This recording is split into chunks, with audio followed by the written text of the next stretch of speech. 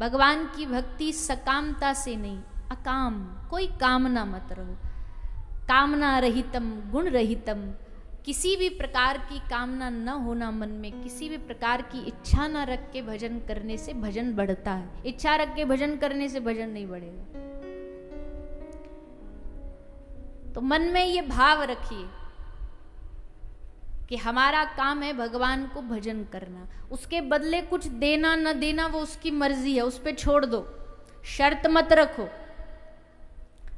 शर्त रख करके कहना कि भगवान हमें ये दो तब हम तुम्हारा भंडारा करेंगे, भगवान हमारा ये करो तब हम हनुमान जी का चोला चढ़ाएंगे। कई लोग नहीं होते, बोले ये इच्छा पूरी होगी तो हम लड्डू का प्रसाद चढ़ाएंगे, और अगर नहीं इच्छा पूरी हो तो बूंदी भी ना चढ़ाए। ऐसी नहीं होती भक्ति। भक्ति तो ये होती है हर हाल में हम उनसे प्रेम करेंगे, हर हाल में हम उनका नाम लेंगे, हम हर हाल में भजेंगे, चाहे वो कुछ करें हमारे साथ चाहे ना करें। इसी भक्ति का भागवत जी में निरूपण किया गया। इसको निष्काम भक्ति कहते हैं। ऐसी भक्ति से भगवान प्रसन्न होते हैं। तो सकामता का वर्णन किया। फिर सृष्टि प्रकरण सुखदेव जी सुना रहे। पहले भगवान के विराट रूप का वर्णन सुना रहे हैं। विराट रूप क्या है? ले भैया देखो, संसार जगत में जो भी आंखों से दिखाई दे रहा है आपको, ये सारा संसार भगवान ही है। ये पूरा संसार भगवत में है, भगवान से अलग नहीं है ये दुनिया। सब भगवान में समाये और सब भगवान से ही प्रकट हुए। ये आकाश, ये बादल, ये पृथ्वी, ये ब्रह्मांड, हम, ये वृक्ष, ये पक्षी, ये पशु, ये सब कहां से प्रकटे हैं? ये सब भगवान के अंगों से प्रकटे। भागवत जी में एक एक व्याख्या की गई है, किस अंग से क्या प्रकट हुआ है, ये सब सुखदेव जी ने बताया है। इसका मतलब ये है कि ये जो सारी दुनिया है ये भगवान ही है। इसलिए गोस्वामी जी ने कहा सिया राम में सब जग जाने। सब में सिया राम जी समाये, सब में हमारे ठाकुर जी समाये हैं। तो दो तरह के दर्शन होते हैं। एक दर्शन तो वो होता है जो केवल मंदिर में दिखाई दे, ये थोड़ा छोटा निम्न स्तर का भाव है कि एक ही जगह दिख रहे हैं भगवान, मूर्ति में बस। पर सबसे ऊंची भक्ति क्या है? बोले सिर्फ मूर्ति में नहीं, हर चीज में जिसको भगवान का दर्शन होने लगे वो होती है उच्च कोटि की भक्ति। प्रहलाद जी महाराज को उनके पिता ने खूब मरवाने की कोशिश करी।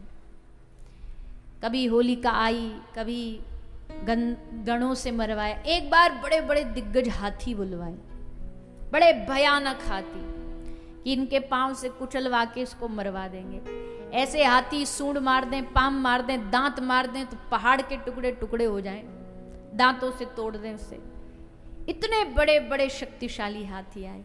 लेकिन जब उन हाथियों ने आकर के प्रहलाद जी को मारने का प्रयास किया, जब अपने दांतों से उठा के फेंकने का प्रयास किया, तो प्रहलाद जी को तो कुछ नहीं हुआ, उल्टा जो वो हाथी थे उनके खुद के दांत टुकड़े टुकड़े पाउडर की तरह पिस गए।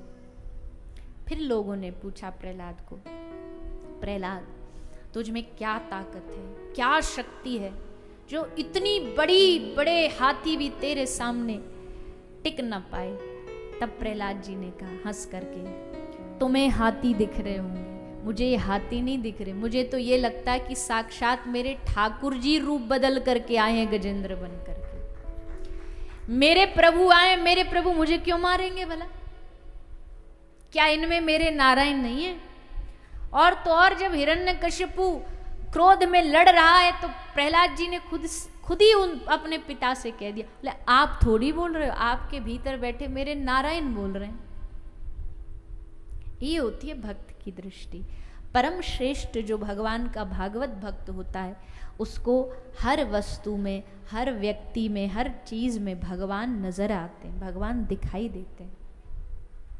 इसलिए सारी सृष्टि जो है ये सर्वम विष्णुमयम जगत, ये सारा जगत विष्णुमय है, नारायणमय है, कृष्णमय है, राममय है, शिवमय है, सब उसमें समाये हैं। तो ऐसी सृष्टि। अब ये सृष्टि बनी कैसे? बोले एक बार भगवान गोलोक में विराजमान है, भगवान के मन से महतत्व प्रकट हुआ। महतत्व से 3 अहंकार, सात्विक, राजसिक, तामसिक अहंकार प्रकट हुए। पंच महाभूत, पंच तृण मात्राएं प्रकट हुई। जीव कैसे कैसे धरती पर आया उसका वर्णन किया। ये 5 भौतिक शरीर कैसे बनता है उसका वर्णन किया। और फिर ब्रह्मा जी का प्रागट्य हुआ। ब्रह्मा जी भगवान नारायण की नाभि कमल से प्रकट हुए। कमल से प्रकट होते ही ब्रह्मा जी को सामने 2 शब्द दिखाई दिए, ता और प। भगवान ने प्रेरणा दी कि तप करो, तो ब्रह्मा जी तप करने गए। सहस्त्र वर्षों तक तप किया, बल प्राप्त किया और तब उन्होंने सृष्टि आगे बढ़ाई। मनु और शतरूपा का वंश शुरू हो गया। मनु जी को ब्रह्मा जी बोले जाओ, हम आज्ञा देते हैं, हमारी आज्ञा से हमारी सृष्टि का वर्धन करो। मनु महाराज ने कहा हम तो कर देंगे, पर ये बताओ आपकी फिर बनाई गई सृष्टि रहेगी कहाँ? कोई जगह भी तो बताओ। क्योंकि उस समय तक पृथ्वी नहीं थी। उस समय पृथ्वी थी पर वो पृथ्वी समुद्र तल में दबी हुई थी। तो अब उस पृथ्वी को लाए कौन निकाल करके?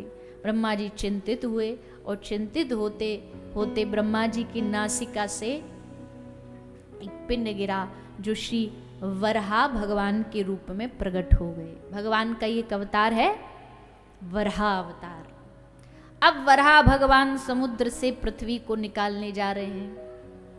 ये पृथ्वी को निकालने जा रहे हैं। उधर एक हिरण्याक्ष नाम का दैत्य युद्ध लड़ने जा रहा है किसी से भी मतलब योद्धा था, बड़ा भारी योद्धा था। अब उसको एक दिन मन किया कि हम किसी से जाके लड़े, हमारे हाथ में खुजली चल रही है। कई लोग होते हैं उस दुनिया में, उनको लड़ने की खुजली चलती है, बहुत शांति उनको पचती नहीं है, तो वो ढूंढते हैं अब किससे लड़ूं, अब किसको क्या बोलूं। तो यहाँ तहाँ कहीं भी जाके लड़ भिड़ जाते हैं। और हर परिवार में, हर समाज में ऐसा तो एक जरूरी होता है जो बिना बात की माथा पच्ची तो चालू करके ही रखता है घर में। तो बोला हम जाकर के लड़ेंगे, हम जाकर के युद्ध करेंगे।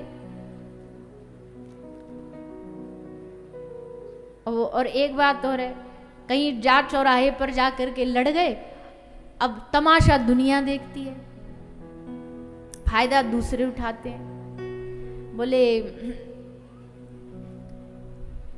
2 आदमी आपस में लड़ रहे थे और जोर जोर से लड़ रहे थे। और लड़ाई में तो आपको पता ही है कितने बढ़िया बढ़िया शब्द निकलते हैं। हम शब्द क्या फूल झड़ते हैं कितने बढ़िया फूल झड़ते हैं।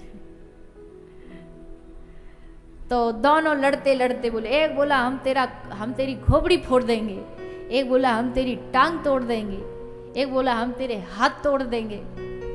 तो भीड़ मजे ले रही थी। भीड़ का काम क्या मजे लेना। क्या हुआ, अरे कैसे लड़ रहे हैं। उनको पूरी स्टोरी जाननी होती है, पहले कहानी जाननी होती है। तो वो दोनों लड़ रहे हैं, हम तेरे हाथ तोड़ देंगे, हम तेरे पांव तोड़ देंगे। बोला मैं तेरी हड्डी तोड़ दूंगा। तो एक आदमी आया, उसने चुपचाप कान में कुछ बोला, जेब में कुछ रखा और चला गया। तो वो दोनों के जेब में रखा, कान में बोला, चला गया। दोनों शांत हो गए। तो उन्होंने पूछा भैया ऐसे कैसे, कौन सा मंत्र दे दिया जो दोनों शांत हो गए? बोले मंत्र कुछ नहीं, उसने कान में बोला और जेब में अपने बिजनेस का कार्ड रख के गया। बिजनेस का कार्ड क्या है?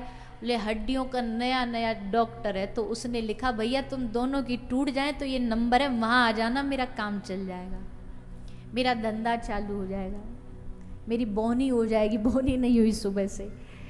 तो तब समझ में आया लड़ेंगे हम, हड्डी टूटेगी हमारी और मजा आएगा, इनको पैसा कमाएंगे ये। इससे भैया काय को लड़ना, चला चोर चोर मोसेरे भाई, दोस्ती बन लेते हैं, हाथ ही मिला लेते हैं।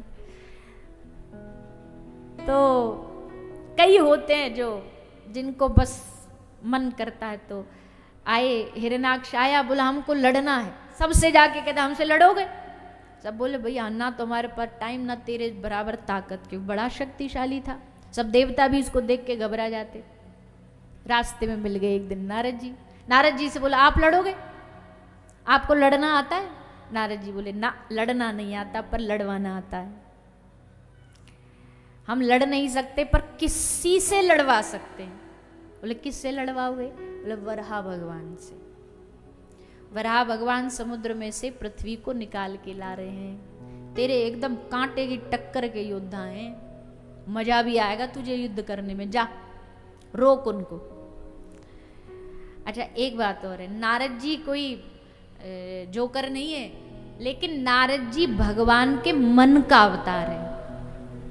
तो जब भगवान को कोई लीला खेलनी होती है ना, तब वो नारद जी को ये जिम्मेदारी सौंपते हैं कि जाओ कहीं जाकर के बीज बोया, किसी के मन में कुछ डाला हो, तब नारद जी करते हैं। कोई नारद जी को कार्टून नहीं है, जोकर नहीं है कि मन मर्जी कहीं भी डोलते फिरते रहते, लड़ाई झगड़ा करवाते।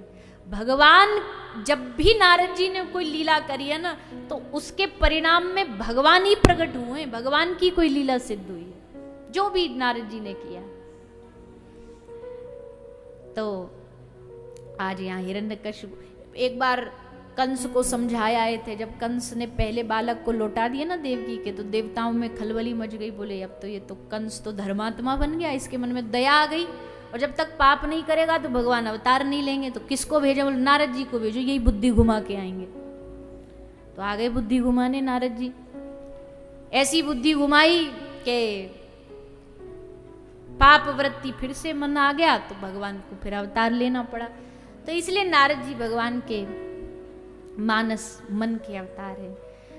तो कहा जाओ वराह भगवान से युद्ध करो। आया हिरण्याक्ष और वराह भगवान से युद्ध करता है। भगवान उसका उद्धार कर देते हैं और फिर समुद्र से पृथ्वी को निकाल के लाए। और मनु महाराज को ब्रह्मा जी ने कहा अब मिल गई आपको पृथ्वी, अब सृष्टि आगे बढ़ाओ। तब मनु शत्रुपा के गर्भ से 3 पुत्रियां और 2 बालक प्रकट हुए।